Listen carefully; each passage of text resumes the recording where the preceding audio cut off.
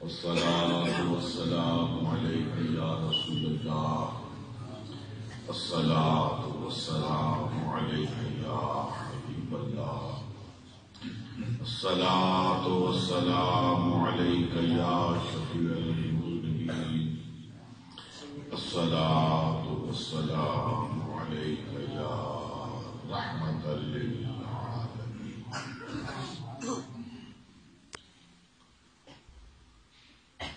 انتہائی قابل احترام برادران طریقت،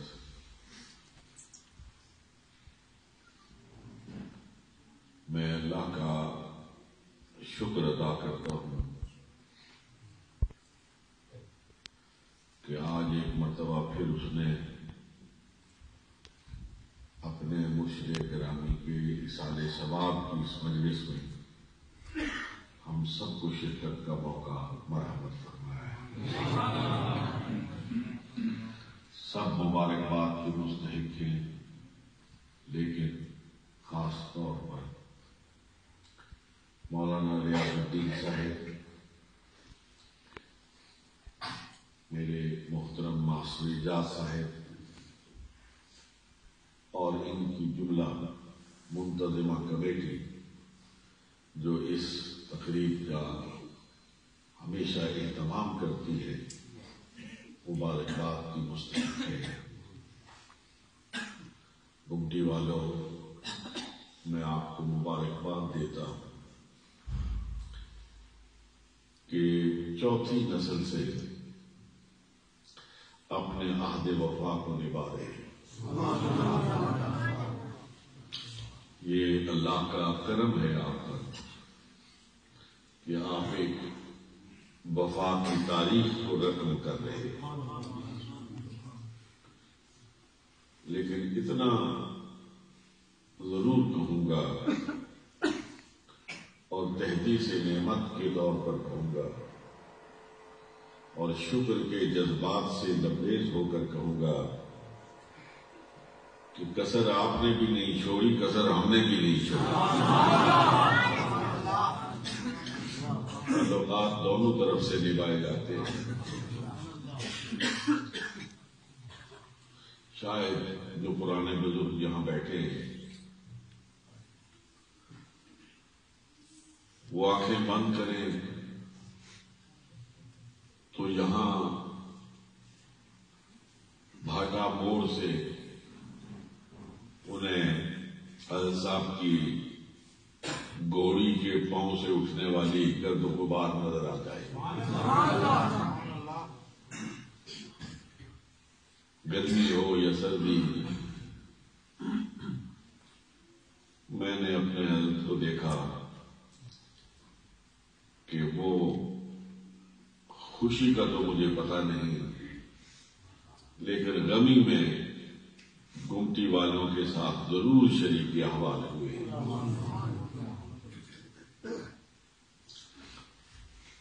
اللہ رب العالمین اس تعلق کو اسی طرح نسل بعد نسل قائم رکھے، آپ کو بھی نبھانے کی توفیق دے اور میری نسل کو بھی اللہ رب العالمین اس تعلق کو نبھانے کی توفیق عطا فرمائے۔ عزیزو، یہ ایک صوفی باصفا، ایک ایسا صوفی جس کے تذکرے ہم نے کتابوں میں نہیں پڑھے، جس کے تذکرے ہمیں روایات سے معلوم نہیں ہوئے، سنے سنائے تذکرے نہیں ہیں، یہ اس صوفی کی بات کر رہا ہوں جس کو یہاں بیٹھے ہوئے اکثر لوگوں نے اپنے سر کی آنکھوں سے دیکھا، اور وہ صفات حسنہ جو اللہ رب العالمین نے قرآن مجید فرقان حمید میں اپنے بندوں کے لیے ارشاد فرمائی، اور جو آقا دو جہاں حضرت محمد الرسول اللہ صلی اللہ علیہ وسلم نے اپنے بندوں کی صفات کو ارشاد فرمایا، خدا گواہ ہے اللہ کے فرمان اور محمد الرسول اللہ کے ارشاد کے مطابق ہم نے اس کی عملی تفصیل دیکھی ہے، اس کی عملی تصویر دیکھی ہے۔ قرآن کہتا ہے وَعِبَادُ الرَّحْمَنِ الَّذِينَ يَمْشُونَ عَلَى الْأَرْضِ هَوْنًا۔ اللہ کے بندوں کی صفت کیا ہے؟ صفت خاص کیا ہے؟ کہ وہ زمین پر اکڑ اکڑ کے نہیں چلتے، اکڑ کے وہ چلتا ہے جس کے دل میں کبر ہوتا ہے، جس کے دل میں غرور ہوتا ہے، جو دنیا کے نشے میں مست ہوتا ہے، اس کی نخوت، اس کا کبر، اس کی چال سے لوگوں کی نظروں کے سامنے آ جاتا ہے۔ وہ چلتا ہے تو لوگ دیکھ کے پہچان لیتے ہیں کہ کوئی متکبر شخص جا رہا ہے۔ اور جو اللہ کے ولی ہوتے ہیں، جو عباد الرحمان ہوتے ہیں، جو اللہ کے بندے ہوتے ہیں، یقین کیجئے وہ زمین پر اکڑ کے نہیں، زمین پر جھک جھک کے چلتے ہیں، جھک جھک کے چلتے ہیں۔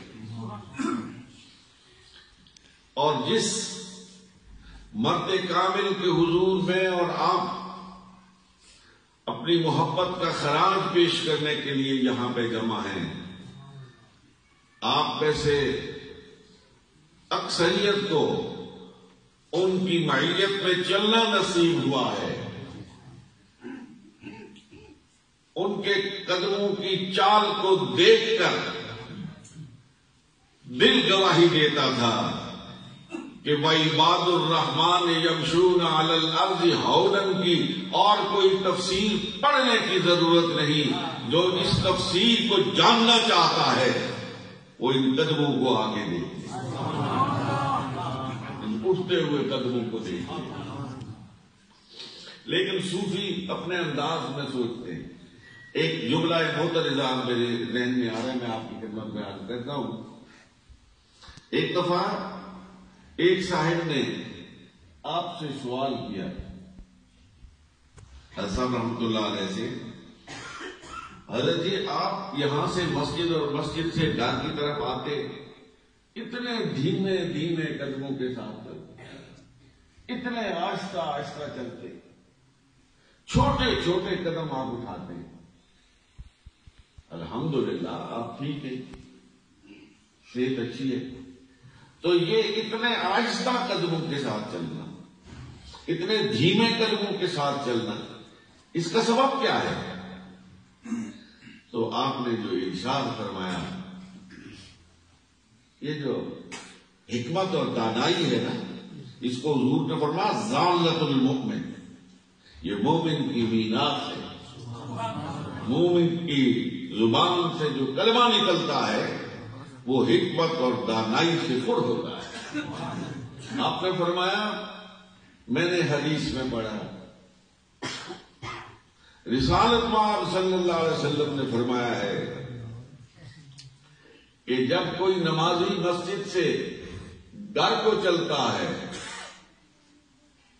اور کوئی گھر سے مسجد کو چلتا ہے تو فرشتے اس کے قدموں کو گنتے ہیں، فرشتے اس کے قدموں کو شمار کرتے ہیں۔ میں اس شمار کو بڑھانے کے لیے، اس تعداد کو بڑھانے کے لیے اپنے قدم بڑھاتا رہتا ہوں۔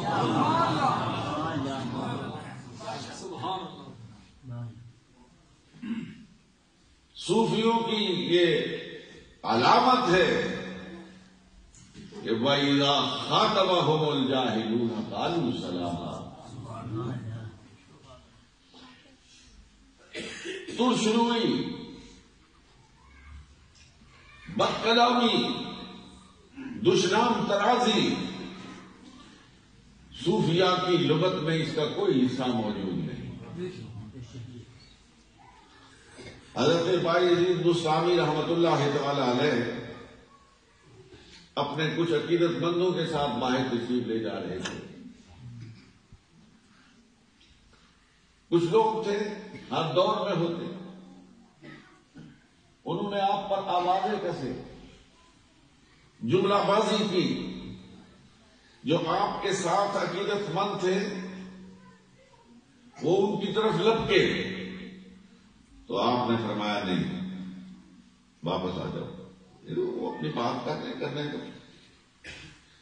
جدھر جا رہے تھے ارادہ ترک کیا، واپس گھر میں تشریف لے آئے۔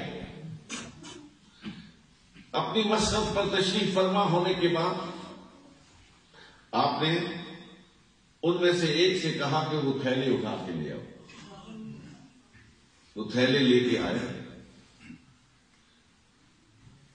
ان تھیلوں میں وہ خطوط تھے جو آپ کے عقیدت مند آپ کو لکھا کرتے تھے، لیکن سوچنے کا انداز ہوتا ہے، فکر کے زاویے ہوتے ہیں۔ فرمایا اس کو الٹا کا پڑھو، ایک ساتھ دوسرا تیسرا چوتھا پانچواں ساتواں سینکڑوں خطوط ہیں، جن میں سے ہر ایک پر عقیدت اور محبت کے جملے لکھے ہوئے، القابات سے پورے،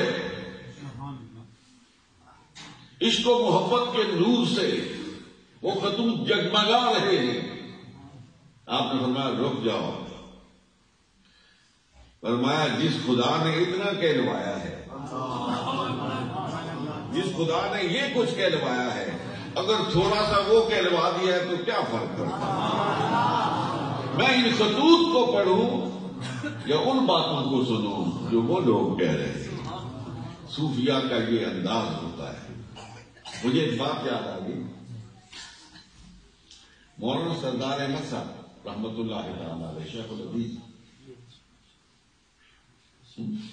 فیصل آباد والے، فیصل آباد میں خطاب فرما رہے، بڑی پتے کی بات ہے۔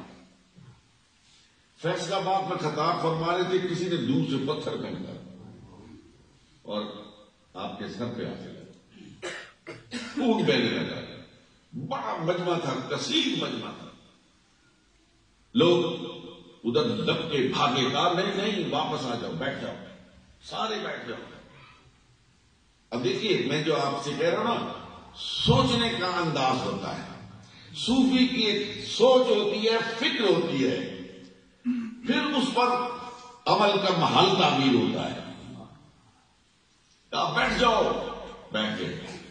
کہنے لگے دوستو سنو، مکے میں دو طرح کے لوگ تھے، مکے میں دو طرح کے لوگ تھے، ایک وہ تھے جو پتھر مارتے تھے، ایک وہ تھے جو پتھر کھاتے تھے۔ ایک وہ تھے جو پتھر مارتے تھے، دوسرے وہ تھے جو پتھر کھاتے تھے۔ میں اللہ کا شکر ادا کرتا ہوں کہ آج سردار احمد بھی پتھر کھانے والوں میں شامل ہو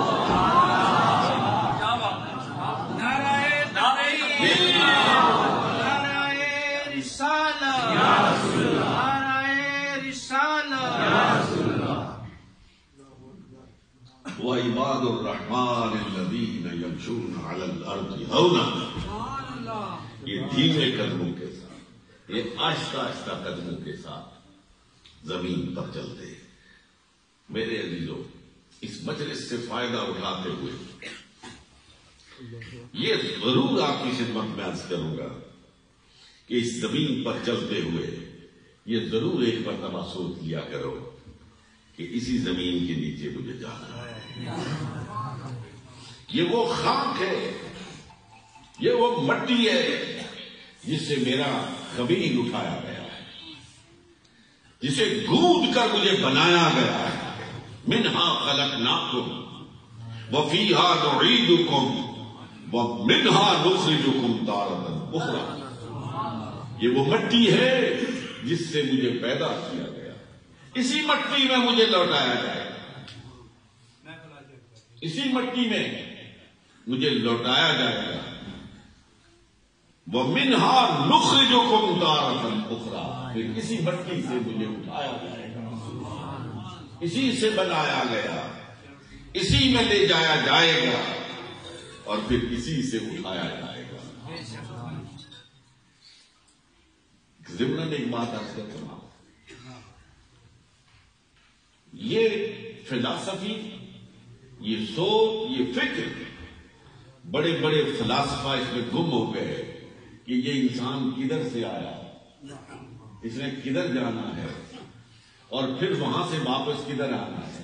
نہیں سمجھ میں آیا، نہیں سمجھ میں آیا. لیکن مولانا ظفر علی خان نے کہا اور بہت خوب کہا، اور مجھے اور آپ کو سب کو سمجھا کے کہا کہ وہ شمع اجالا جس نے کیا 40 برس تک داروں میں، وہ شمع اجالا جس نے کیا 40 برس تک داروں میں، ایک روز جھلکنے والی تھی سب دنیا کے درباروں میں، اور جو فلسفیوں سے کھل نہ سکا، جو فلسفیوں سے کھل نہ سکا اور نکتہ وروں سے حل نہ ہوا، وہ رازق کملی والے نے بتلا دیا چند اشاروں میں، بتلا دیا چند اشاروں میں. میرے عزیزوں، اس زمین پر مچل مچل کے نہیں، اکڑ اکڑ کے نہیں، خدا کا بندہ بن کے جھک کے چلو. ایک بات آپ سے عرض کروں، جب اللہ کی کوئی نعمت ملتی ہے نا، انسان کے اندر ایک قوت پیدا ہوتی ہے، طاقت پیدا ہوتی ہے، ایک نشہ سا آتا ہے، بس اس نشے کو کنٹرول کرنے کی ضرورت ہے. 2 مواقع پر انسان آزمایا جاتا ہے، یا خوشی کے موقع پر یا غم کے موقع پر انسان آپے سے باہر ہو جاتا ہے.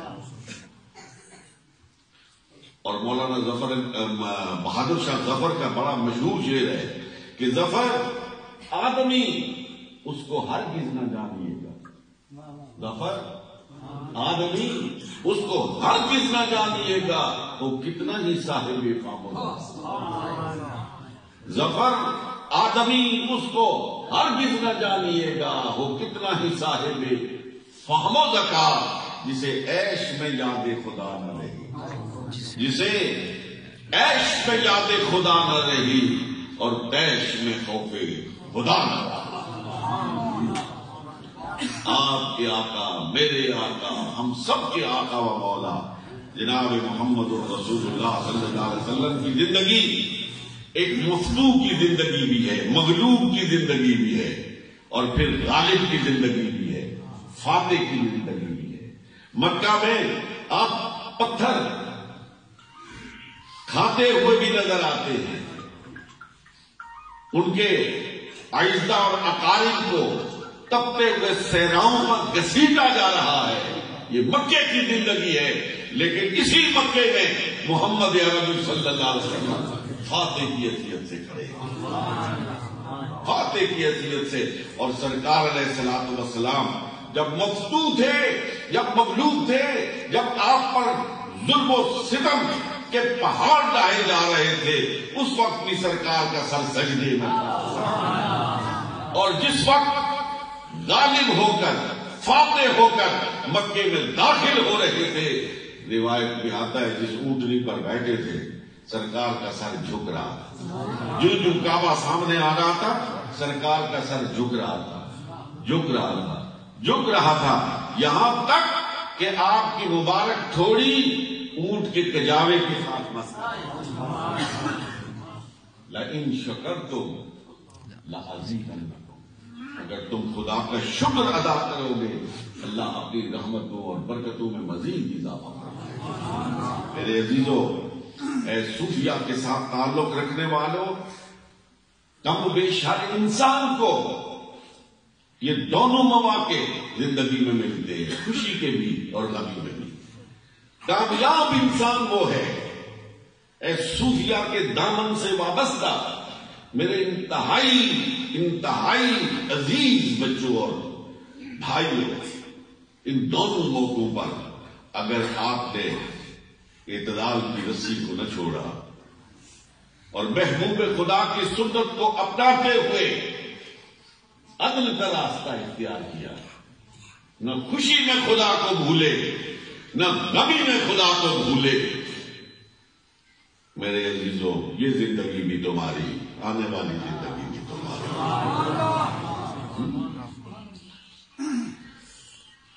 آج کل بات بات پر میں اکثر ذکر کرتا ہوں، کیا کروں، میں رہ نہیں سکتا اس لیے کہ جو کچھ دیکھتا ہوں وہی زبان پر آتا ہے. شام سے لے کے صبح تک ٹیلی ویژن پر سوائے گالیوں کی بوچھاڑ کے اور تو کچھ سنائی دیتا ہی نہیں. لوگ الیکشن لڑتے تھے، لوگ M L A M P A بڑے بڑے مقامات کے لیے تگ و دو کرتے تھے. عزت ملے گی،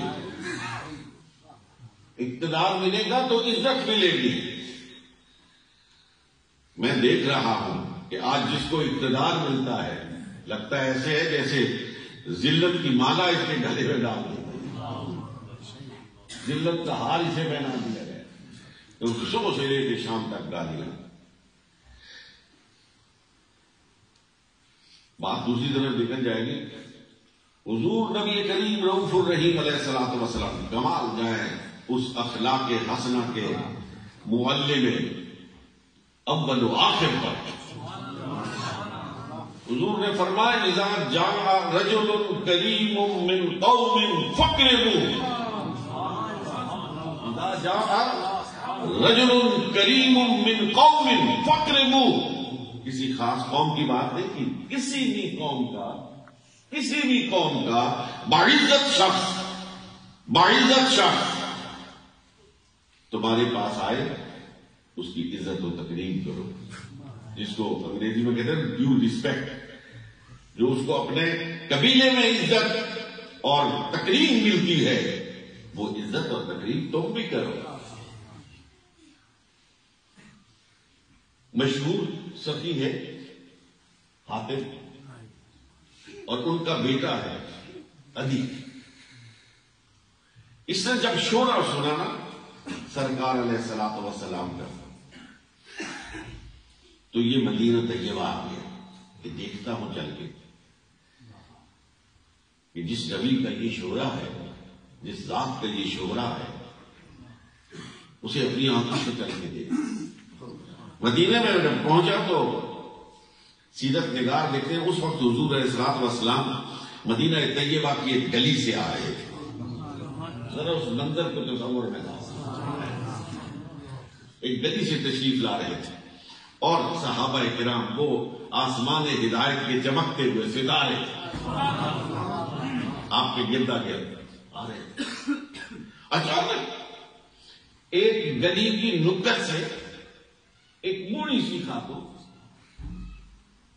پیوند لگے کپڑے برآمد ہوئی اور اس نے حضور کا بازو پکڑ لیا اور بازو پکڑ کے کہا یا رسول اللہ میں آپ سے کوئی بات کرنا چاہتا ہوں. وہیں پہ کھڑے ہو گئے. اس نے کہا نہیں الگ سے بات کرنا چاہتا. حضور اس کے ساتھ گلی میں ایک طرف ہو گئے اور عدی کہتے ہیں یہ انہی کی روایت. کہتے ہیں کہ میں دیکھتا رہا وہ حضور سے بات کرتی رہی، لمبی بات کرتی رہی، لیکن اس اخلاق کے معلم کے ماتھے پہ ایک شکن ملی. میں نے کہا جس کا شورا سن کے میں اتنا لمبا سفر طے کرتا ہوا آج یہاں پہنچا ہوں اور جس کے نام پر مردان عرب اپنے سر کٹا رہے ہیں، اس کی یہ کیفیت ہے کہ ایک بوڑھی عورت اس کا ہاتھ پکڑ کے کہتی ہے میری بات سنو، اور وہ بغیر کسی عذر کے ادھر چل پڑے اور جب تک وہ اسے چھوڑتی نہیں وہ اسے اجازت نہیں دیتا. بات مکمل ہونے کے بعد پھر حضور چل پڑے. کہتے ہیں میں بھی پیچھے پیچھے تھا. مسجد نبوی آ گئی، حضور داخل ہوئے، حضور کی وہاں پہ چٹائی پڑی. یہ جو کھجور کی چٹائی ہے نا، یہ حضور کا تخت تھا. چٹائی پڑی ہوئی تھی، صحابہ بیٹھتے ہوئے ایک صحابی نے عرض کیا یا رسول اللہ صلی اللہ علیہ وسلم، پہچان گیا یا رسول اللہ صلی اللہ علیہ وسلم، یہ مشہور صفی حاتم کا بیٹا عدی ہے. عدی اس وقت تک ایمان نہیں لایا، یہ بات ذہن میں رکھیں، ابھی تک مشرف کا اسلام نہیں ہوئے. حضور ویسے کھڑے فرمایا اچھا آگے آؤ. وہ آگے آئے تو سرکار نے اس کا بازو پکڑ کے کہا عدی تیرے باپ حاتم نے انسانیت کی بڑی خدمت کی ہے، تیرا باپ بڑا سخی تھا، اس نے انسانوں کو بہت نوازا ہے، تو ادھر آ، ادھر میری چاہت اس چٹائی کے اوپر، اس کے اوپر ہے. علی کی آنکھوں سے آنسو روا ہو گئے. نے کہا یا رسول اللہ صلی اللہ علیہ وسلم، میں اس چٹائی پہ بیٹھنے کے لیے میں آپ کے قدموں میں بیٹھنے کے لیے پڑھنا چاہتا ہوں اشہد ان لا الہ الا اللہ واشہد ان محمدا عبدہ ورسولہ. عباد الرحمن الذین یمشون علی الارض ہونا. ان مولانا سے تو جو میں چاہوں کہہ سکتا ہوں، یہ میرے بچوں کی جگہ ہے، باقی علماء سے تو نہیں کہتا ادباً. لیکن دیکھیے قرآن ہمیں کیا سکھاتا ہے. قرآن کہتا ہے کہ جب بھی تبلیغ کی بات کرو، یہ ہے صوفیوں کی کا انداز تبلیغ، جب بھی کسی کو دین کی دعوت دو تو حکمت اور دانائی کے ساتھ دو. ادعو الی سبیل ربک بالحکمۃ والموعظۃ الحسنہ. اور اس کی وضاحت ہو رہی ہے قرآن میں. وقت نہیں ہے، میں بات کو ختم کرنا چاہتا ہوں. دیکھیے فرعون کے کافر ہونے میں کوئی شک ہے؟ اس کے سب سے بڑے طاغوت ہونے میں کوئی شک ہے؟ سرکش ہونے میں کوئی شک ہے؟ نہیں. اور موسیٰ اور ہارون کے پیغمبر ہونے میں کوئی شک ہے؟ نہ ان کے پیغمبر ہونے میں کوئی شک، نہ اس کے طاغوت اور سرکش ہونے میں کوئی شک. اور قرآن کہتا ہے کہ رب نے فرمایا اذهبوا الى فرعون انه طغى. خود قرآن کہتا ہے اے موسیٰ، اے ہارون، یہ فرعون سرکش ہے، باغی ہو گیا ہے، کافر ہے، تم اس کے پاس جاؤ. اور اگلی بات جو ہے وہ میرے لیے اور آپ کے لیے مشعل راہ ہے. فرمایا وَقُلْ لَا لَهُ قَوْلًا كَرِيمًا. اے میرے پیغمبر ہو، اے موسیٰ اور ہارون، اس کے پاس جا کے سخت بات نہ کرنا. وَقُلْ لَا لَهُ قَوْلًا كَرِيمًا. اس کے ساتھ پیار سے بات کرنا، محبت سے بات کرنا، شفقت سے بات کرنا.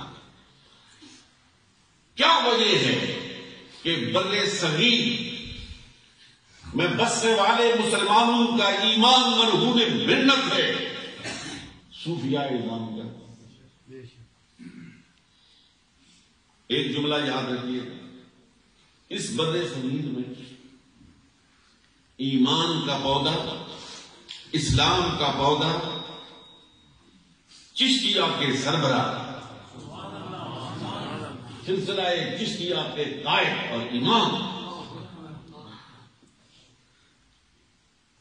حضرت خواجہ معین الدین چشتی اجمیری رحمۃ اللہ تعالی علیہ.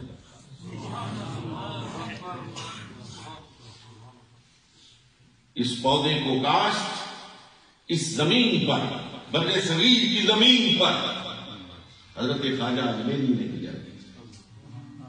یہ پودا بڑا، یہ پودا جوان ہوا، یہ پودا اپنے کمال کو پہنچا، تو پھر دشمنان اسلام نے اس کے جڑوں کو کاٹنے کی کوشش کی، اس کی جڑوں کو کاٹنے کی کوشش کی۔ جب جڑوں کو کاٹنے والے میدان میں آئے تو پھر سلسلہ نقشبندیہ مجددیہ کے ماتھے کے جومر حضرت امام ربانی مجدد الفسانی شیخ احمد سرہندی رحمت اللہ تعالی علیہ میدان میں تشریف لائے۔ جس پودے کو لگایا چشتیوں نے تھا اس کو بچایا پھر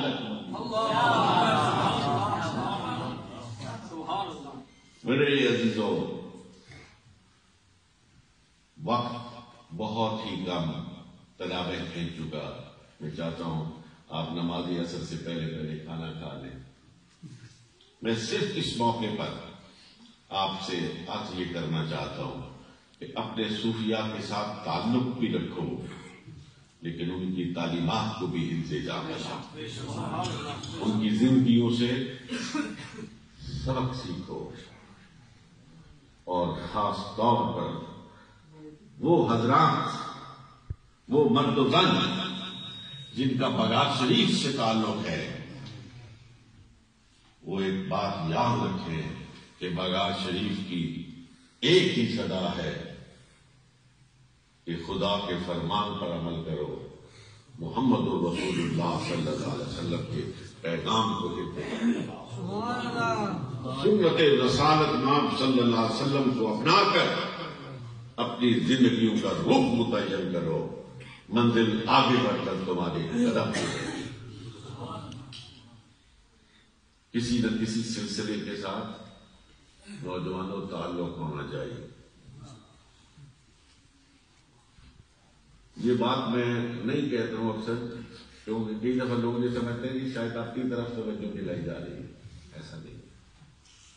میں تو بہت ہی گنہگار اور ناکارہ انسان ہوں، لیکن میری اپنی زندگی اب تو بہت گزر چکی کا مشاہدہ یہ ہے کہ جس خاندان کا، جس شخص کا تعلق اہل اللہ کے کسی خاندان سے ہے، وہ ہزاروں برائیوں سے بچ جاتا ہے۔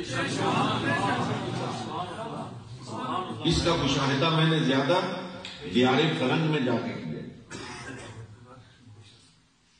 برطانیہ میں، امریکہ میں، فرانس میں۔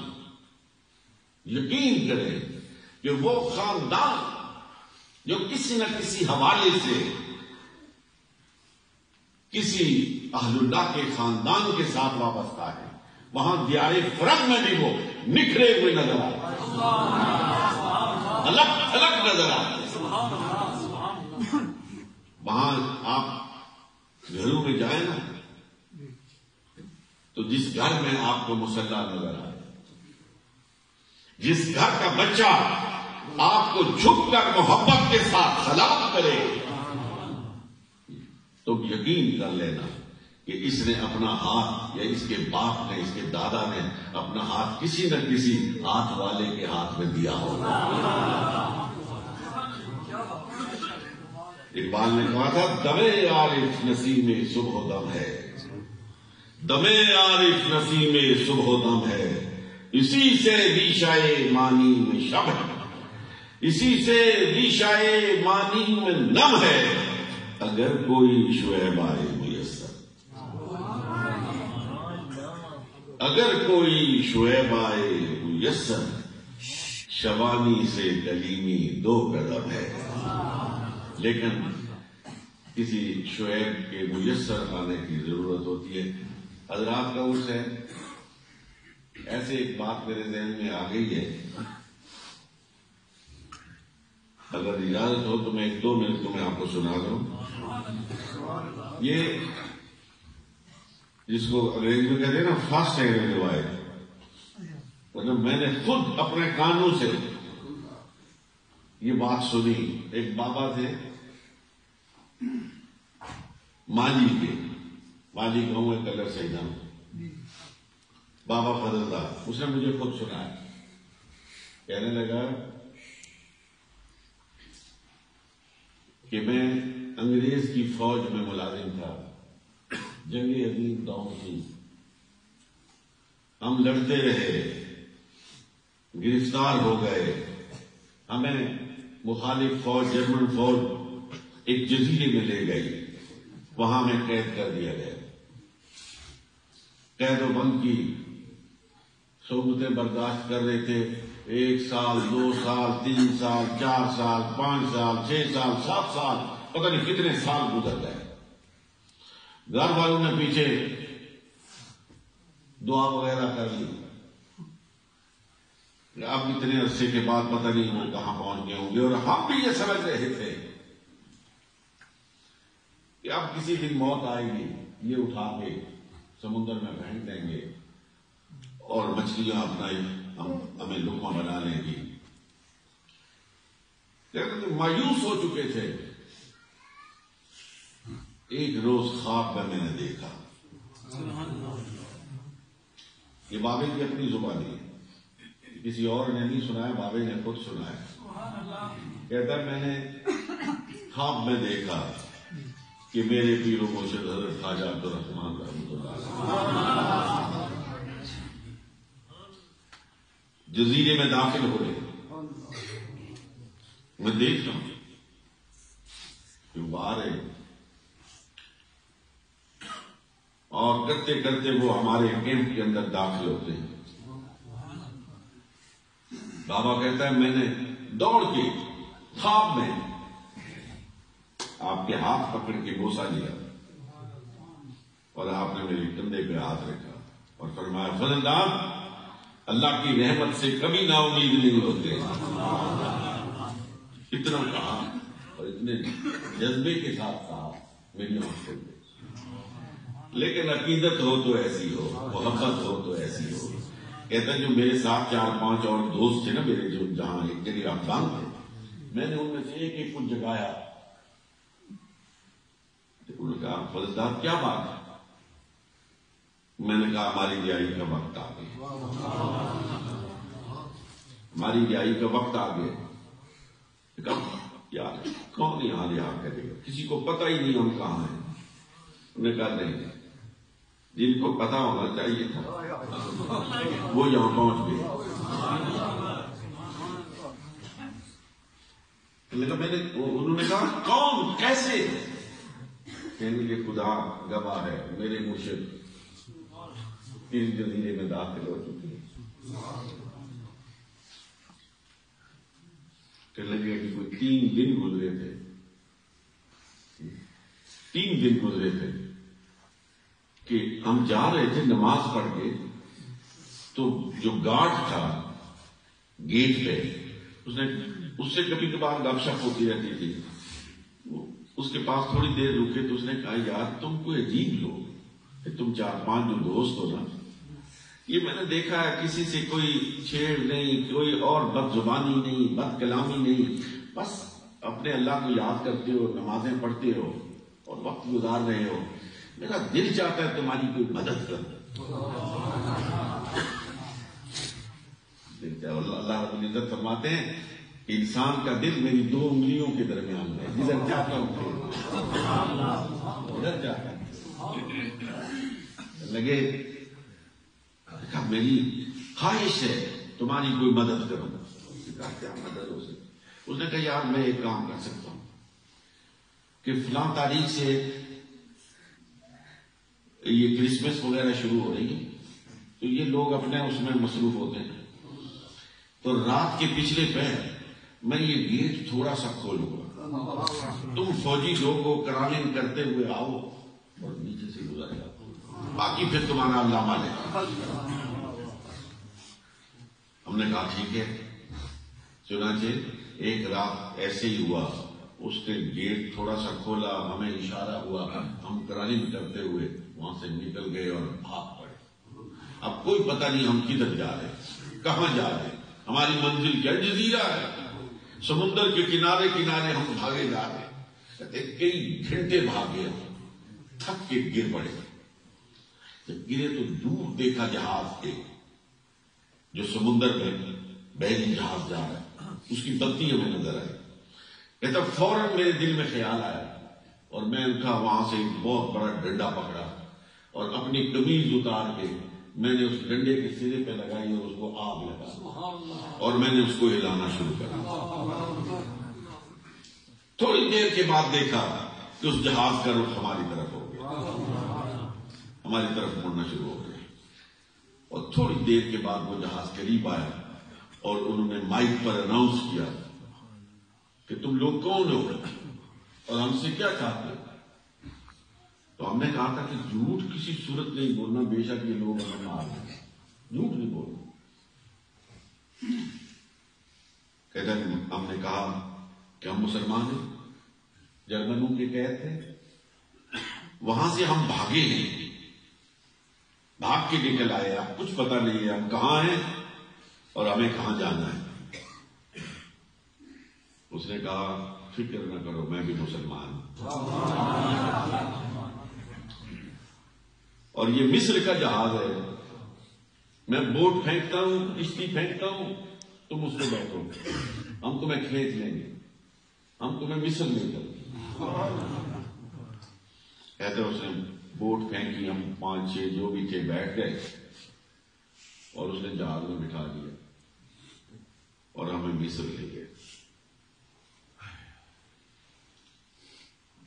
وہاں سے پھر ہم نے جہاز کا ٹکٹ وغیرہ لیا اور جو بھی تھی واپس کراچی پہنچی، کراچی سے ایک تازہ ترین اب ہے تو پابندی، لیکن اگر کوئی ریکارڈ کر رہا ہے تو یہ جو بات میں کہنے لگا ہوں اس کو ریکارڈ نہیں کرنا۔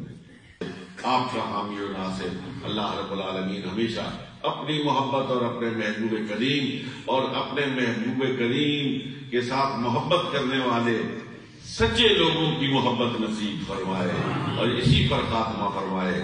وآخر دعوانا الحمد